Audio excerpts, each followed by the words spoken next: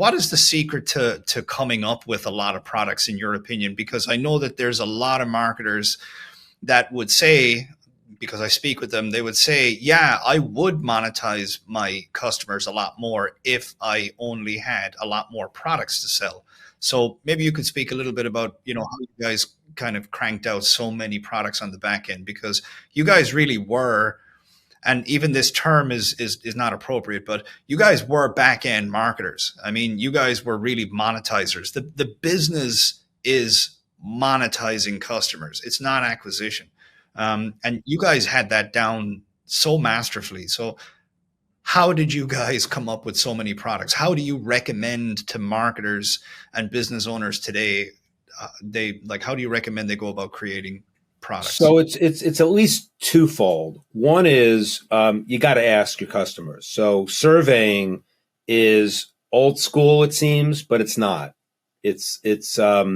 And in my book Over Deliver, I talked about the methodology we used, which was Q testing.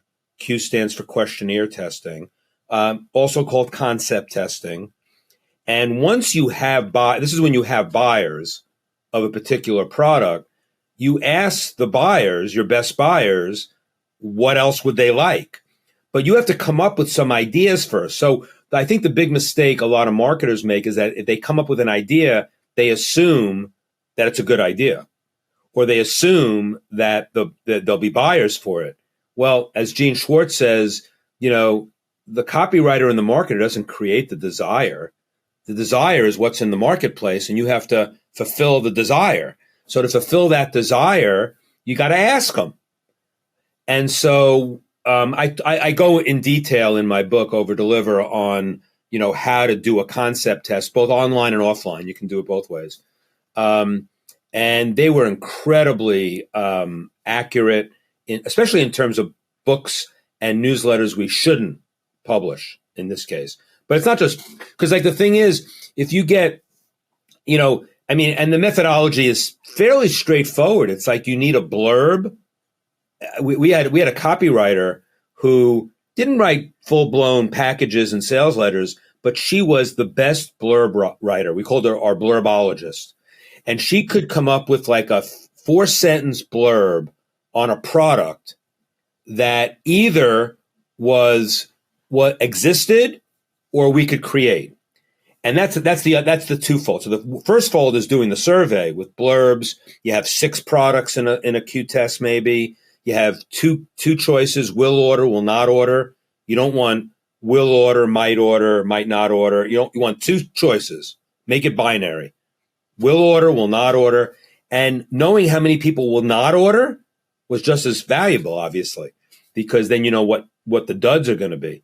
And so, but then when I said, you write a blurb, so you might have a book in mind that you could put together or a newsletter you're thinking about, that would be a blurb that you could write about. The key about writing a blurb also is it needs some hyperbole, but it needs to be accurate enough so that you can deliver on what you're saying. So if they say will order or will not order, you're accurately representing the product that you're thinking about, obviously. But the make or buy decision, that's the second piece of this. You don't have to make everything yourself. How many products are out there in the world that are undermarketed, undervalued, that you could white label? And we came up with, in the book area, in fact, this was from Gordon Grossman, who was another one of our consultants at Boardroom. Gordon Grossman was one of the guys who helped build the Reader's Digest. I'm sure there are people on this podcast don't even know who the Reader's Digest was. But in the 1960s through the 1980s, Reader's Digest was direct marketing heaven. They were like the kings of direct mail, of sweepstakes, of everything that was good in direct mail and sweepstakes. Sweepstakes were a legitimate business until they weren't. Reader's Digest was the pinnacle of that. And so Gordon Grossman, when we hired him as a consultant and he saw what we were doing, we were taking newsletters, taking the content, creating books from the newsletters, greatest hits of our newsletters, then Q testing new products and new books. And Gordon says to me, Brian, you're going to run out of content. You know, you're only going to, how many times can you repeat the same article on Alzheimer's or on, cholesterol, or how to outwit a mugger in a self-service elevator, or how to, whenever you're on an airplane, all the fascinations that we had. How many times can you redo that? So, and I didn't invent this idea, but I put my own spin on it. I went to Barnes and Noble, but that's a bookstore, by the way. Some people don't know that. I had this whole system that I developed where I went to Barnes and Noble. I went to every category. I mean, the categories are right there, right? I knew my database. Again, I was the list guy, right? I knew all the categories: home improvement, health, taxes, financial planning, everything that my audience on my database was interested in. And I just piled up. I remember I had this 1984 Toyota Camry, and I ended up putting like, $900 worth of hardcover books, mostly in the trunk of my car. Like the tailpipe was on the ground. And I went back to my office and I didn't go through the books. I went to my editors. And then here was the key, and you'd really appreciate this. I went to our top copywriters and I said, okay, here are some books that I'd like to maybe put the boardroom name on. Like they were basically collecting dust on the shelves of Barnes and Noble. So they're not selling. So I knew I could get the rights to them to do direct mail for them. So I asked the copywriters, which books do you think you could write exciting copy for? I mean, that's reverse engineering from the product to the copy. I just came up with like 6 books at a time that made sense. Some for health, some for finance, some for home improvement and consumer issues. And we developed a series of books out of this system. I'm using this is like the granular, but thinking now the bigger issue, because the question was, how do you come up with new products? You don't have to make them all yourself. You can buy some of them. But there was a couple of books where we ended up selling close to 1 million copies in direct mail at a much higher price than what they were not selling them for in Barnes and Noble, but what the list price was the discounted price in Barnes and Noble. Plus, you then can put the make and buy together. So and any marketer can do this.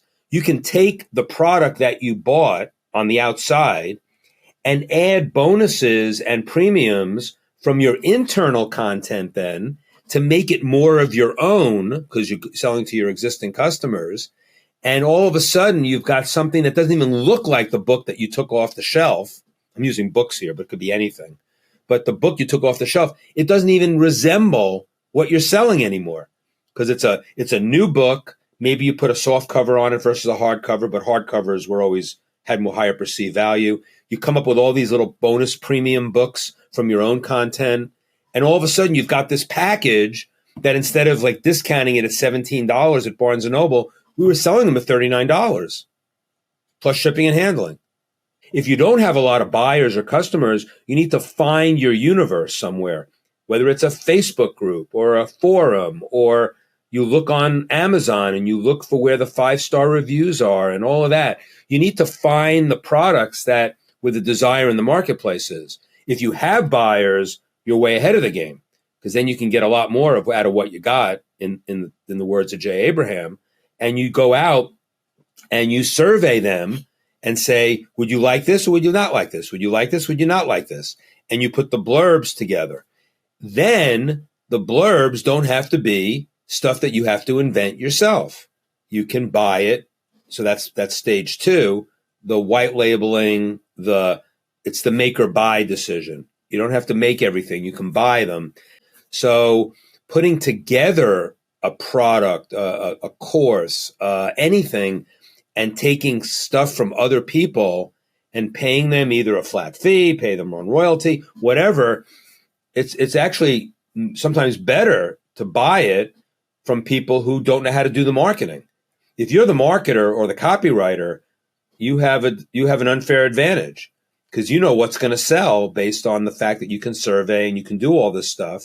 The worst thing you can do is falling in love with a product without any testing, without any, not just concept testing, but surveying, finding out what's out there. I mean, we already talked about how you study your competitors, and it's the same with products. I mean, what's out there? Are you filling a void? Do you have a unique selling proposition? Do you have something that can that specialty and not a commodity?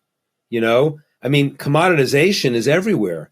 You have to figure out, even if it's a commoditized product, but you can figure out a specialty. Like I always use the example, like if you have a supplement and you can come up with and it's a supplement that's commonplace, but you can come up with an ingredient that's a specialty ingredient that's not in the other supplements that are like your supplement. Now you have something to sell. And you know this as a copywriter, you know, you need that hook. You need that one thing that's going to make it specialized as opposed to a commodity. So if you enjoyed this clip and you'd like to benefit from more monetization secrets, go and register now for Monetization Daily. You can go to monetizationresearch.com to get it. It is a free newsletter that is absolutely awesome. It is delivered to your email inbox and it contains lots of great monetization tips, tactics, and strategies that you will love. Again, head on over to monetizationresearch.com to get it now.